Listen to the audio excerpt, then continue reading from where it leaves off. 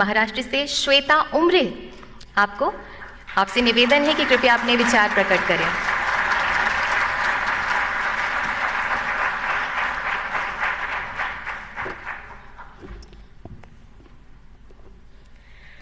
मैं उस देश की नागरिक हूं जहां छत्रपति शिवाजी महाराज और सम्राट अशोक जैसा राजा था। मैं उस देश की नागरिक हूं जहां हर 50 मील पर रूप, पहनावा, मजहब बदल जाता था। मैं उस देश की नागरिक हूं जहां डाल डाल पर सोने की चिड़िया को पाया जाता था। मैं उस देश की नागरिक हूं जिसे अपने भूगोल के पहले इस ब्रह्मांड का भूगोल समझ आता था। A very frenetic morning to Honorable Prime Minister Sir, respected Minister Sir. This is Shweta Umre from Government Institute of Forensic Sciences, Rashtra Sant Tukadoji Maharaj University, Nagpur, Maharashtra. Today, I will be speaking on the topic connecting India economically, culturally, and geographically.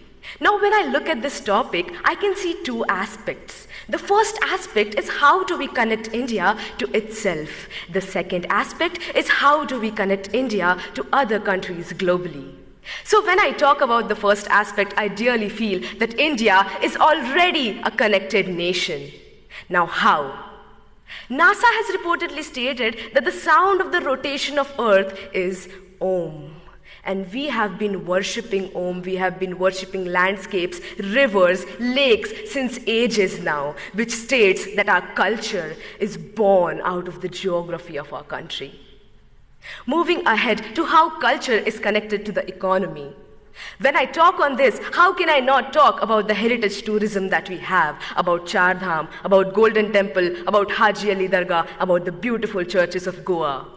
This heritage tourism generates revenue for our nation, and this revenue helps us build a better, a stronger economy. And that we have a stronger economy now, it is possible for us to reach to the portions of the country that are in the most remote areas. And this would lead to not only literate individuals, but educated individuals. And educated individuals of this nation would arise and develop a better and stronger culture, would arise and take care of the geography of their nation. And when this would happen, our India would arise.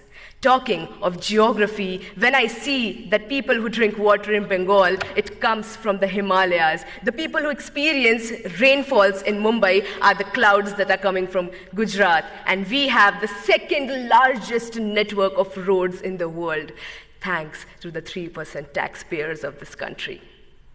Ahead, I would like to state how India is getting connected to other countries globally. India has always been rich in cultivable land, rich in heritage, and rich is amongst all of you beautiful youth people of this country.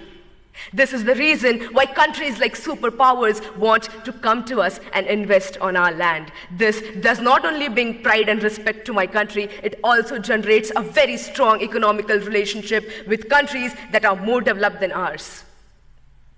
This is how economical bonds form between two countries, and this is how we start understanding each other's geography. And when economy and geography of two countries mix, there is an exchange of cultures. We adapt their culture, they adapt our culture. With this, I would like to state that the only thing that the youth of India can do is to strengthen this connection that already exists within and inter India. How can we do this? We can do this by taking active participation and understanding what our responsibilities and our duties towards our country, our nation, our people are. And the day we realize our responsibilities, the day we start working hard, the face of this nation will change. And let's do this. Let's hold our hands, work even harder, and let's do what India was born to do, to build love, to build respect, and to generate peace. I would like to end my say with the quote. जिस दिन तेरी फतह का परचम इस मिट्टी पर लहराएगा, जिस दिन तेरी फतह का परचम इस मिट्टी पर लहराएगा, क्या ज़मीं क्या आसमां ये हिंदुस्तान मिल जाएगा. With this, I end my say. Jai Hind.